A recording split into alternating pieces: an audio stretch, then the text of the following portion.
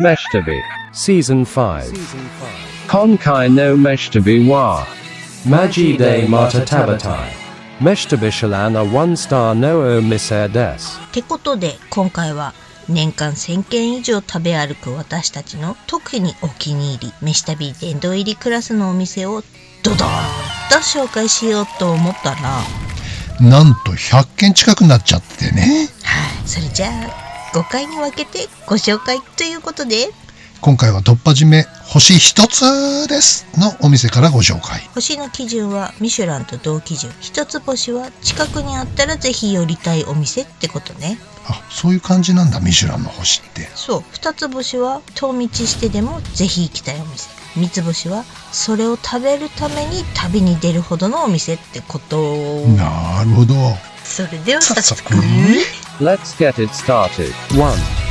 Fukuoka Nagahama Kei 福岡の大好きラーメン。なんとこの何でも値上がっちゃってる世の中、値上げゼロ。そしてあの匂いもゼロ。お値段驚き500円なんです。こういう超あっさりクイッキーな手軽なラーメンいいですね。この長浜家のスープは美味しい透き通った優しいほぼほぼ塩豚骨。これ今まで食べたことのあるラーメンの中で一番優しいと思う。はい、マジこれタレ入れ忘れたんじゃないのっていうぐらい優しいんだよね。さすがに我々もラーメンタレインしちゃいますんです。紅生姜にごまもたっぷりと。このスタイルいいよね。薄い基本スープで出てきてさ、お好みでタレ足して食べてくださいみたいなね。大賛成。そして何が嬉しいって24時間好きな時に食べられるってのがありがたい。そうなんだ。だから必ず食べれるんだよね。時には深夜に、時には早朝にってね。超便利。食べるものだらけでスケジュール調整困難な我らミスタビーズでも必ず食べられるってのはありがたいねえ。だから福岡に行って長浜ラーメンを食べないってことはありえないんだ。間違いない。 2. Niigata Kaiten Sushi Benkei 大人気回転寿司は各地にあれどこちらの行列はすごくってね。そうなんです。佐渡弁慶。前回もあまりの行列ぶりに断念。今回は何としてもいただきたくってね。はい。やっぱりすごい大行列。目には見えぬ120分待ちでございました。120分長かった。みんなぐったりしてたよね。そりゃあするでしょう。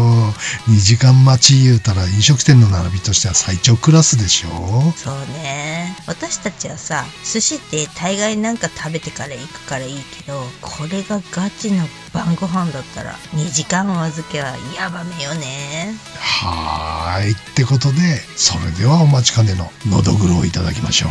のどぐろもだいぶ上がっちゃったね。ね。そしてマグロは安めなんだけどイクラはべらぼうに高い系。やっぱ北海道はイクラウニ安いんだね。最近すんげー高くなったけど、昨日見てたお店はウニ丼9800円だったよ。ねえ、びっくりだぜ。そりゃ北海道来て6000円7000円のウニ丼食うよね。いくら丼でも5000円、考えられない高値で取引されておりますが、まあその辺は専門の方にお任せして。イカです、イカ。ならイカまで美味しい。やっべえぜ、北海道負けそうってなぐらいいいネタぞろい。イカうまかったね。生姜がうまい。生姜からうまい。いつも回転寿司でイカばっか食べてますが、イカは2人ともあんまり好きではありません、実は。はい。そうなの。このおっさんと一緒でなかったらむしろ絶対に食べないネタでしょ。イカの意味がわからんもんね。最近高いしさ、むにょっとしたゴムみたいなイカ出す店ばっかだしさ。でもだからこそイカが美味しい店っていうのは信頼できるんですね。イカの美味しいお店は間違いないわってことでね。はい。のどぐろもちょい炙りでめちゃめちゃ美味しい。本マグロは中トロレベルの上ネタでした。甘エビねっとりしてて新鮮すぎ。激うまっす。これは人気になるわね。お値段も手頃だしね。来年はのどぐろいくらぐらいになっちゃってるかな。700円以内が希望ですかね。そう願いたいね。お願いします。 4,5 年前は 4,500 円で食えてたのにな。のどぐろがのどぐろ確か400何十円寿司屋で。のどぐろがはい。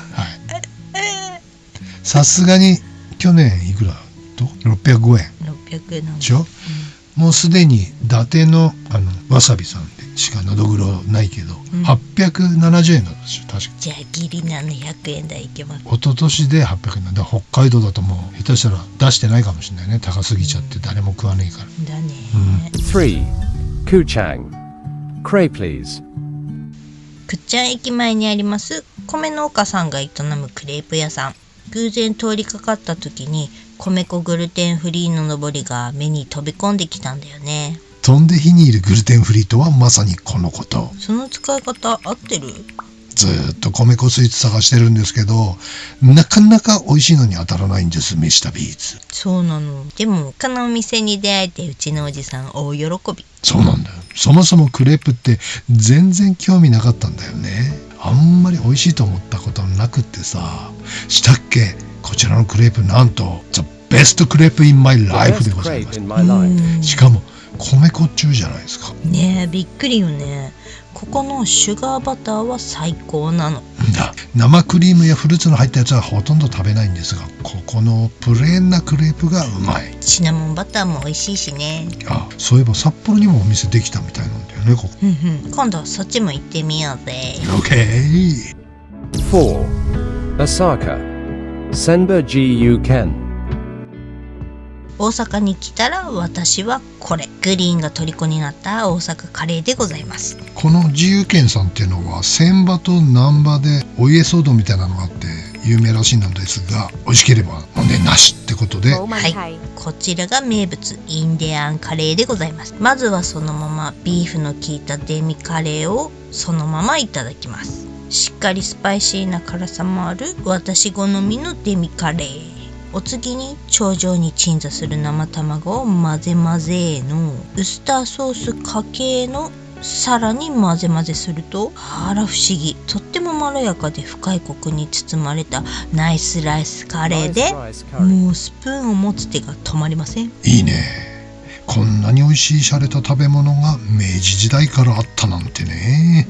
昔のカレーの味の方が好きだな、おいちゃん。わかる。そんな昔にこんな美味しいものを編み出してくれてありがとうね。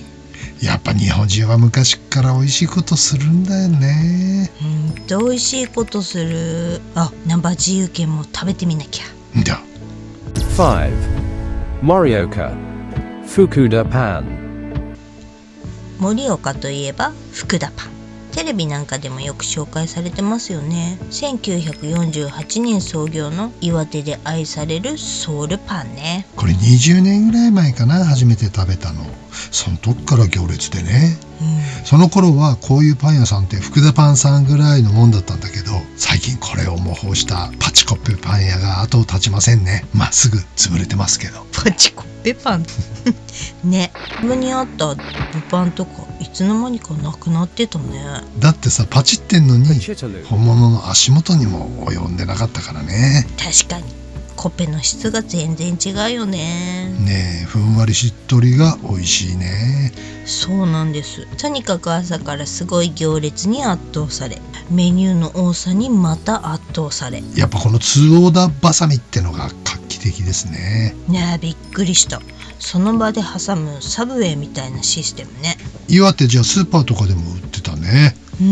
学校の売店にもあったりするんだって。羨ましい。こんなうまいパンが学校で買えるなんて。ねえ学割あんの？いっつもすごいの食べてたよ。これパンかなパンだよねみたいな。わかる。時々そういうのを未だに売ってるけどね。あれ、でもサブウェイってどこ行った？うそういえば見ないね最近。どうしたんだろうまいんだけどね。ね。 6. Sannomiya. Nagata Honjo Ken. 神戸長田の味でもあるぼっかけを使ったぼっかけ焼きそばをいただきに参りました。ぼっかけとは牛すじ肉、こんにゃくを甘辛くじっくり煮込んだ神戸下町の家庭的な味の料理。地元ではうどんにかけたり酒のつまみにしたりと親しみのある献立なのだそう。そのぼっかけを混ぜて作るのがぼっかけ焼きそば。ね、これ美味しい。ねえ、最初はなんだか観光客向けのものなのかな思ってたんだけど、うまいっすね。これはじっくり煮込んでトロトロになった牛すじと香ばしいソースが麺に絡み合って奥深い味わいでございます。食感のいいこんにゃくに染み込んだ甘みと辛みが見事に麺と絡み合って素晴らしかったっす。もう思い出しよだれが半端ないっす。ほれほれ、垂れてる垂れてる。垂れるでしょ。これ編集してる時唾液すごかったっすね。そして目の前に繰り広げられる昭和感がたまらんかったね。屋台っぽい雰囲気がいいわ。いろんな意味で飲みたい感じの焼きそばだね。間違いない。やや濃いめなのでオムより目玉で甘みを足して食べた方がいい感じかな。ぜひ神戸に来たらまたいただきたい中毒性のある焼きそばと煮込みですわ。ところがですね、編集中に衝撃の事実が判明しました。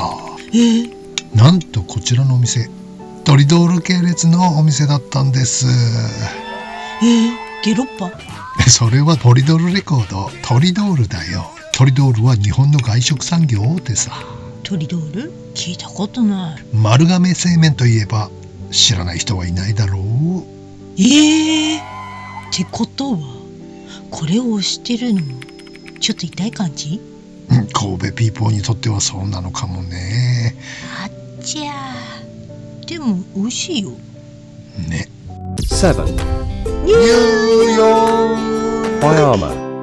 Omoigawa Onsen.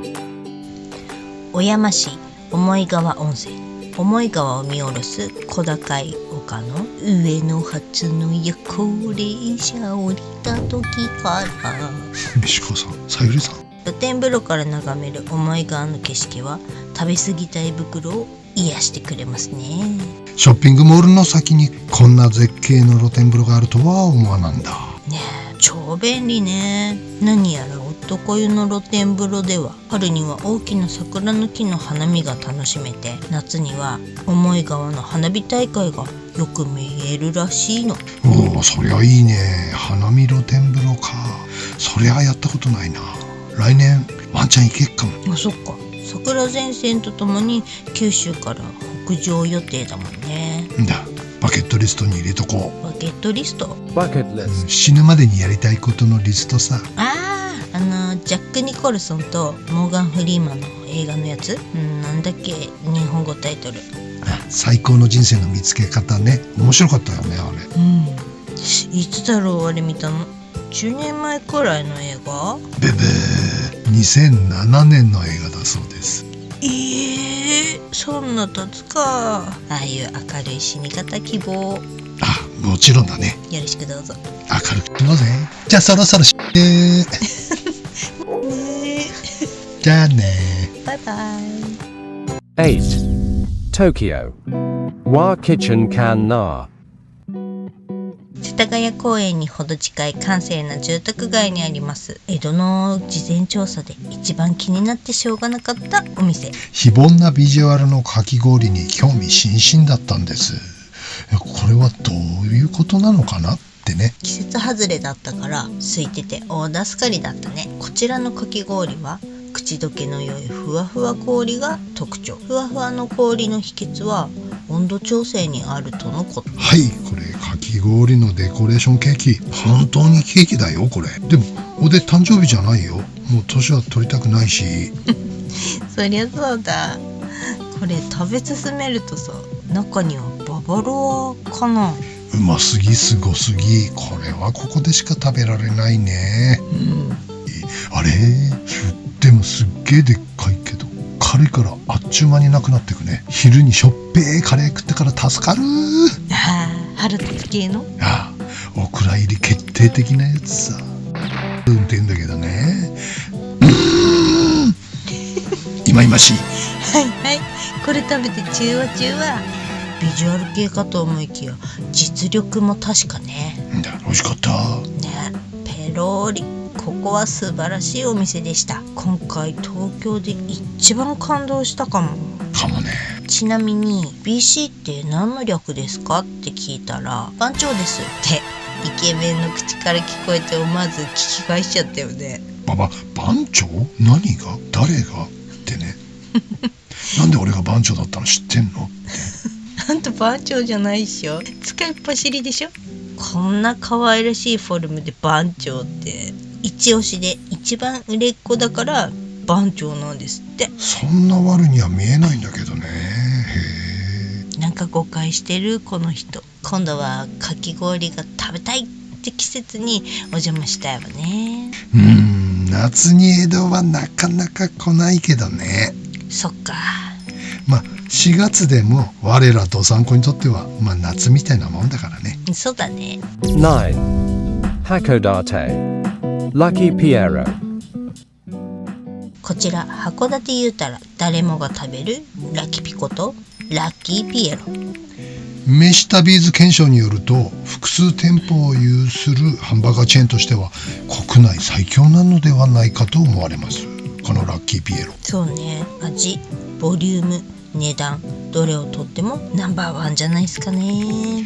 ちょっと甘めの味付けなんですが、他のチェーン系と比べるとクオリティも高いし、ボリュームもあって美味しい。野菜もフレッシュだしね。モスが最強かと思ってたけど、もしかして最近様子がおかしいのよね。そうなんだ。好きだったんだけどね、頑張ってんのはフレッシュネスバーガーさんだね。美味しいバーガー出してるけど、ラッピほどは安くないからね、やっぱり。そうね。またラキピは豊富なシェイク類がお気に入りポイント。そうだね。いろんなテイストがあるのがいい。グリーンはヘルシーごまごまがお気に入り。おいちゃんはヨーグルトかモカかない。夏はシェイクだけ買いによく寄ったもんさ。そうそう。あとオムライスとカツ丼も人気なんだよね。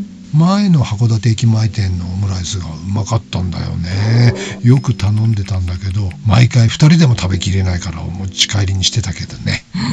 懐かしい。ボーニモリアの1階にあった時ね、他の店舗も美味しいけどなんか違うのよね。そうなんだ。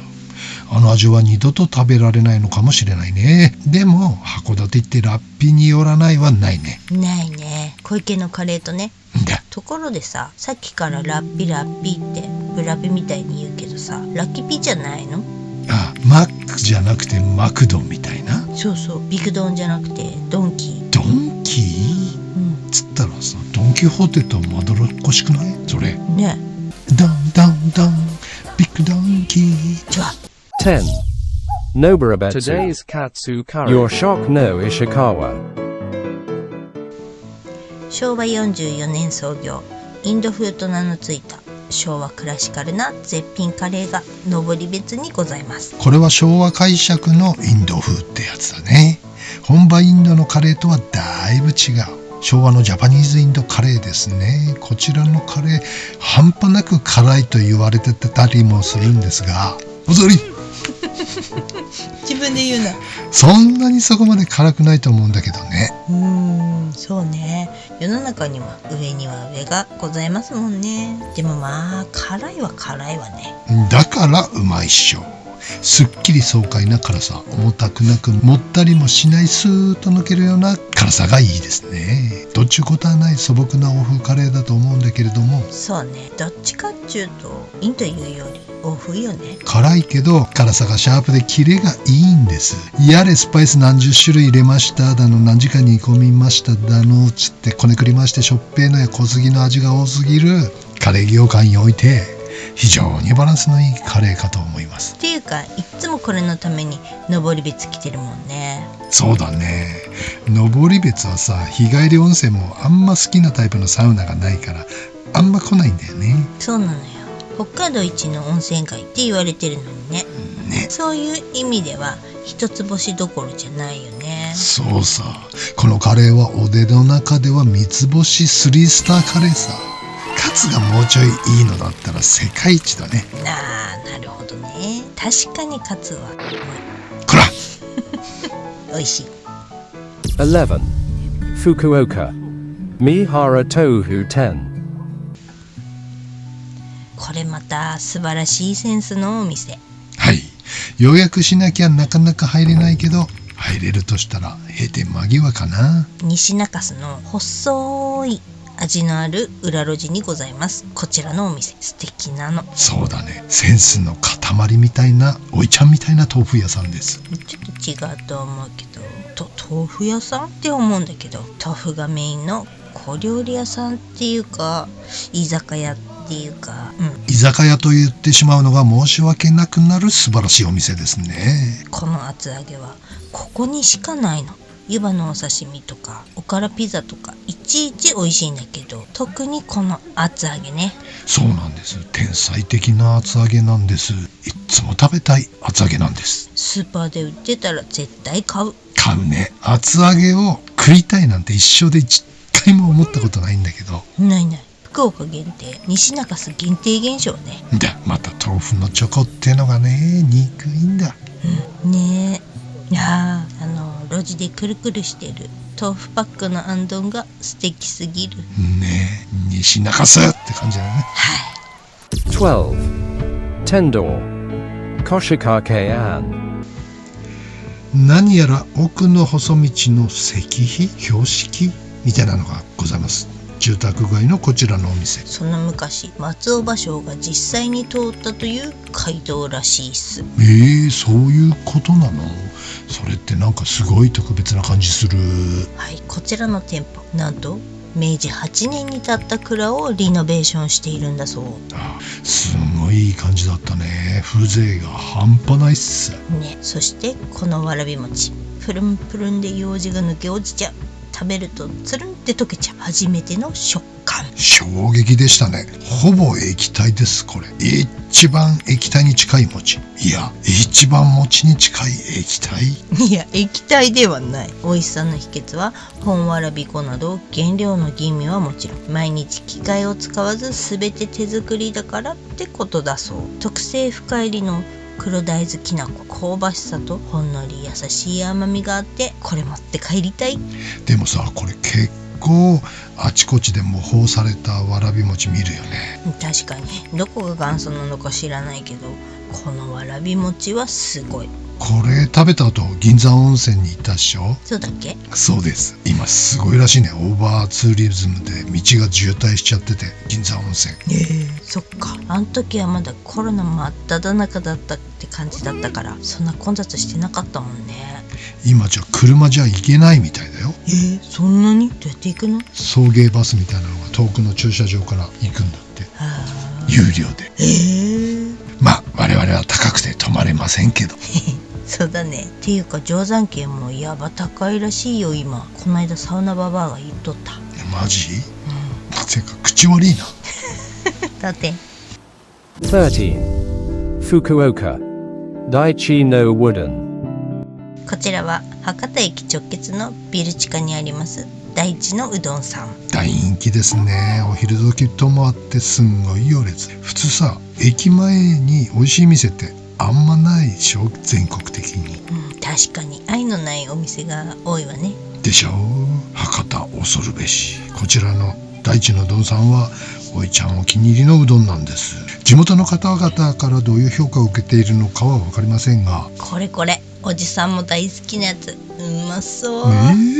この美味しさ。博多駅直結でこのごぼう天うどん550円。いいじゃないですか。すごいでしょ、このごぼう天便座方式。いやだからやめて、その方式。もっと美味しそうなのにして。じゃあなんだ。要はごぼう天がパリッと丼の大きさ以上に大きく平たく揚げてあって、丼の上に浮いた状態で提供されるんだよね。だからごぼうの天ぷらがしなっかくならずに、いつまでもサクッとした食感でいただけるっちゅうわけ。要するにごぼう天が便座状態ってことね。あれわかりやすいでしょ。あれこれがまたうどんが美味しいんだよね。私はもっとコシの強いのが好きだけど、おいらはうどんはつるもち派。優しい出汁でしょっぺくないのが最高でしょう。しなっかくなった天ぷらも大好きだけども、自分のペースで好きなように徐々にしなっかくして食べれるのがいいんだよ。しなっかくって何弁？いや標準語でしょ。しなっかく初めて聞いた。ねえ、ごぼう好きの飯旅ーズには最高のうどん屋さんなんです。他のお客さんも9割がごぼう天を注文。そりゃそうよね。こんな素敵なごぼう天うどんが550円、信じられない。北海道のうどんそば相場と比べてねえ、やりやがったな。しかも豊前裏打会っすからね。ね。豊前裏打会については長くなるから割愛。興味のある方は大分別府のビデオをご覧になってみてください。14. Kitami, Tatsumi. 北海道は焼肉の町北見にございます。地元で愛される名店。すごいですね。びっくりしましたね。異常とも言えるコストパフォーマンスのこちらのお店。北見すんげーね。知られざる北見情報に感謝です。タレコミいただいた視聴者さん、ありがとうございました。こんなことでありがとうございました。見てください、このホルモン。思わず2人前かと思っちゃいましたよね。安い、うまい、早くできない量が多すぎちゃって。思わず店員さんに聞いちゃったよね。1人前しか頼んでないんですけどってこれで一人前っすってね。ってね、素晴らしいお店でした。そしてちゃんと美味しい。ラーメン食べて、お寿司食べてからの焼肉には爆量すぎたけどペロリンチョ。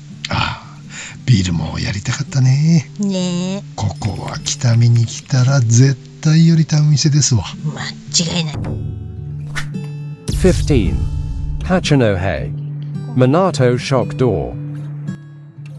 八戸の目玉的有名店なのでやはり行列でした。4、50分くらいかな。でもウェイティングシートがあるから座って待てるのがありがたいよね。ねえ、謎の道路の反対側で待つ方式ね。そうそう。これは並んででも食べる価値のある丼ですからね。特に岸壁朝市がある週末は朝市目当ての観光客がわっさり来てるからね。相変わらずすごいね、岸壁朝市の人気。いいわよね。岸壁朝市、八戸楽しい。やっぱ八戸はここと朝市が肝だね。はい、来ました。ヒラメ漬け丼。4、5年ぶりの再会。相変わらず綺麗だ。このタレが絶妙でうまいんですよね。そうそう。初めての時は半信半疑だったんだよね。いや、漬けでしょってね。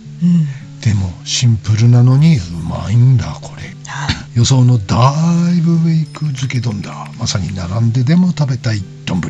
八戸来たら絶対食べる。もう岸壁朝市はいいけどこれは食べたいね。えでも観光客がすごいからさ、八戸もだいぶ高くなってきちゃったね。ねえ、某センターの回転寿司びっくりした。すごい値段ついてたね。いくらだっけやりやったな。800円以上の値段がついてたと記憶しております。はい。漬け丼もだんだん上がってる。今は単品で1300円だって。まあそれでも良心的でしょ。そうだね。これ卵がいいのよね。まただね。まずはそのまま食べーの、黄身を割り絡め食べーのからの混ぜ混ぜして一気にかき込み、もううまーベラスです。これで1300円だって。2貫870円のイクラってのはいくらなんでも高い。いくら2貫は500円超えちゃいやダメだ。16. Nemulo, Bosqueto. 根室市街地から太平洋沿いに野サップ岬を目指すと原野にポツンと佇むレストラン。ボスケットはイタリア語で林、森、茂みを意味する言葉だそう。まさにお店の雰囲気とぴったりですね。開店直後に到着も直前で満席。すごいね。野サップ岬の原野でさ、イタリアンが満席ってかっちょええですね。はい。お目当ては花咲ガニの丸ごと乗ったパスタ。でも今は漁の時期じゃないから足だけということだったので、団長の思いで歯を食いしばって我慢。いいの。来年の花咲の時期に食べに来る口実ができたでしょ。そっか。って口実って誰に言い訳するの？誰だろうね。ってことで今回はエビ吉には嬉しいエビのクリームスパゲッティ。実はこっちの方が食べたかったのでもう満タイ。エビが3尾も濃厚クリームとスパゲッティがよく絡む。濃厚クリームがスパゲッティによく絡む。これ絶対バゲットかフォカッチャにつけて食べたいやつっすね。それがね、夢中で食べちゃってバゲットあるのか聞くの忘れてたさ。あんりゃまあ、だってあと奥さん忙しそうだったんだもの。もう俺が一緒じゃなきゃダメだな。え、いつも遠慮しすぎなんだよグリーンは。そこが奥ゆかしくっていいんだけどね。あら、いやー楽しみでならない来年の根室ツアーが。なあ、予約しとく？いや、いくらなんでも早かろう。花咲は夏だよ。ああ、早く夏来いや。いや、これから冬本番です。やだ、早く夏来てー。 Jakaino Meshtabi wa. Maji de Mata Tabatai. Meshtabishalan 2 stars no o miser des. Otonoshimini. See you soon. 年末につき飯旅シュランということで、はい、もう年末か。飯旅の殿堂入り的、特に大好きなお店をピックアップしますと、なんと100件近くになっちゃう。これは一本の部員には突っ込めないということで、分割払いでお願いしまおす。願いします。今回はその第1弾ということで、一つ星というくくりでお送りしました。はい、これも随分もう4年目に入ったんですけど、飯旅も最初の頃に大好きで行ってたお店と随分入れ替わってますよね。かなり入れ替わってますね。その味が変わっていっちゃうっていうのもあるし、うん、我々が美味しいのを食べ過ぎてもっと美味しいのを知っちゃったっていうのもあるし、なんちゅうの、昔の動画ですごい絶賛してたお店も、今は全く行ってないとかっていうのもあるんで、あります。その辺はご注意いただきたいですね。ついに常に最新版をご覧いただきたいと思います。そうですね。